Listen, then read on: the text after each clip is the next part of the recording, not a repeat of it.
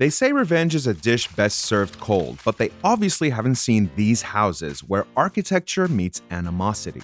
In this video, we delve into the strange world of spite houses, homes or structures built primarily for the purpose of irritating, annoying, or exacting revenge on neighbors, relatives, or other entities by obstructing views, blocking access, or simply existing as an eyesore. But what drives someone to construct a dwelling out of spite? Let's get into it. Where it all started. The concept of building out of spite isn't a product of the modern age, but has roots stretching back centuries. While pinpointing the first ever spite house is a challenge, one of the earliest documented cases is the Skinny House in Boston, dating back to 1874.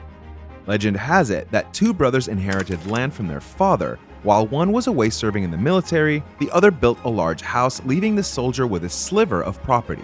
In response, the enraged soldier built a narrow house to block his brother's sunlight and ruin his view.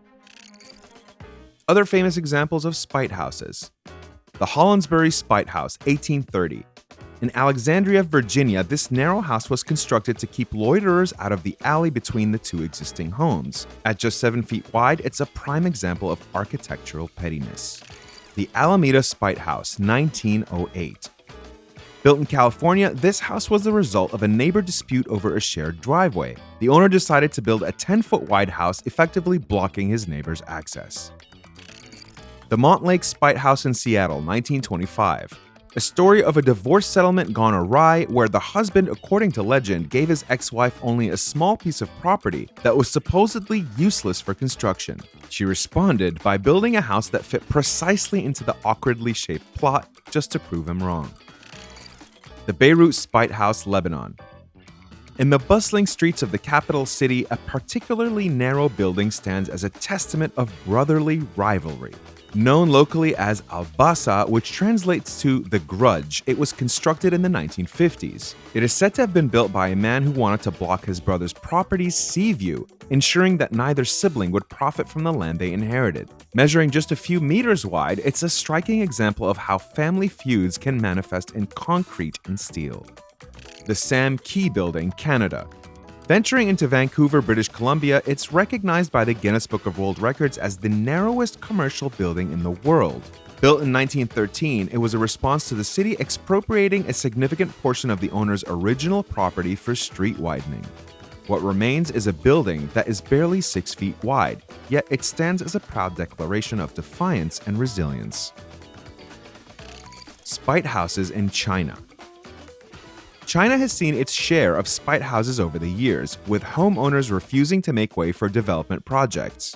These homes, often termed as nail houses because they stick out like nails that cannot be hammered down, have made headlines worldwide.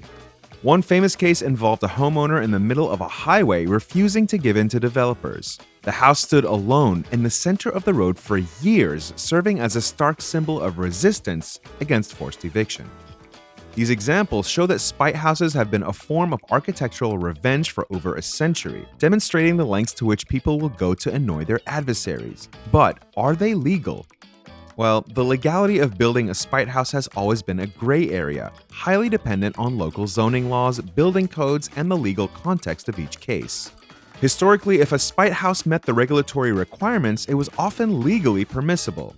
However, constructing a building solely to spite others can sometimes lead to legal battles, especially if it infringes on neighbors' rights or is deemed a nuisance. Spite houses today. Well, today the construction of new spite houses is rare due to stricter regulations and building costs. But there is one story of a spite holdout from 2006 that caused quite a stir. It's the Edith Macefield House.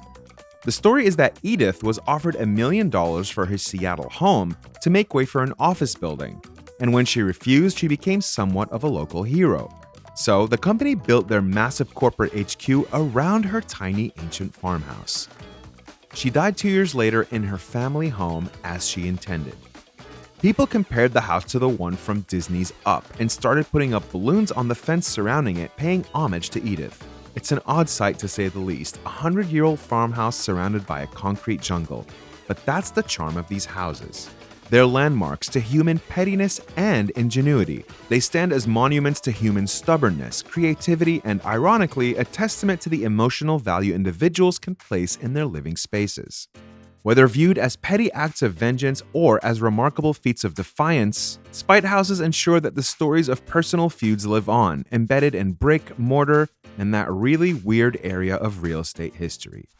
Thanks for watching, and if you like this video, give it a thumbs up and consider subscribing to the channel for more content like this.